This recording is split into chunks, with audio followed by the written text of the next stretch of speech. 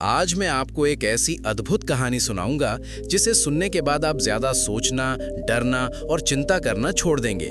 आपका मन प्रसन्नता से भर जाएगा। एक समय की बात है, एक नगर में एक युवक रहता था। वो बहुत दुखी और निराश था। उसे लगता था कि दुनिया में हर कोई स्वार्थी है और कोई उससे प्यार नहीं करता। वो अपने अकेलेपन से इतना तंग आ गया कि एक दिन उसने घर छोड़ दिया। चलते चलते वो एक आश्रम पहुंचा जहां एक गुरु अपने शिष्यों को ध्यान यानी मेडिटेशन सिखा रहे थे। गुरु कह रहे थे, पुत्र, ध्यान ही सच है और ध्यान हमें अकेला कर देता है। हम जितने अकेले होते जाते हैं उतने ही सत्य के करीब पहुंचते हैं। युवक दौड़कर गुरु के पास गया और बोला, गुरुदेव, मैं तो पहले से ही अकेला हूं, मेरा कोई नहीं है, तो क्या मैं सबसे श्रेष्ठ हूं? गुरु मुस्कुराए और बोले, भंते, तुम अकेले कहाँ हो? तुम्हारे पीछे तुम्हारे परिवार, मित्र, शत्रु और तुम्हारी वासनाओं की पूरी भीड़ खड़ी है। युवक हैरान था, उसे कोई नहीं दिख रहा था। गुरु ने उसे 30 दिन आश्रम में रुककर ध्यान का अभ्यास करने को कहा। शुरुआती दिन युवक को बैठने में तकलीफ हुई, पैर सुन्न होने लगे। गुरु ने कहा, जबरदस्ती मत करो, सहज रहो। बीच के दिन जब वो आंखें बंद करता तो उसे पुरानी यादें सताने लगती।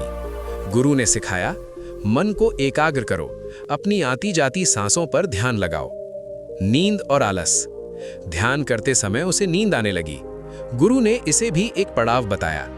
विचारों का सैलाब, युवक ने शिकायत की कि आंखें बंद करते ही विचारों की बाढ़ आ जाती है। गुरु ने उसे डंडा दिखाया और कहा, इस भीड़ को विदा करो। अंतिम बोध, एक दिन ध्यान के दौरान युवक को महसूस हुआ कि उसके मन में उसके भाई, पिता, प्रेमिका और शत्रुओं की बातें गूंज रही हैं।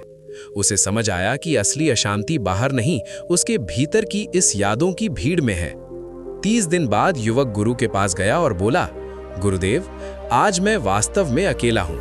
मेरे भीतर कोई भीड़ नहीं है, मैं परम शांति महसूस कर रहा हूँ। गुरु ने उसे विदा करते हुए कहा, अब तुम संसार में जाओ।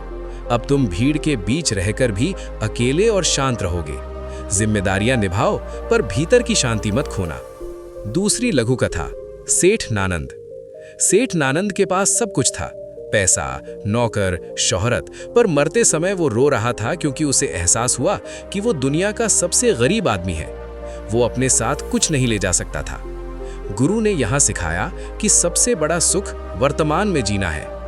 निष्कर्ष और शिक्षा।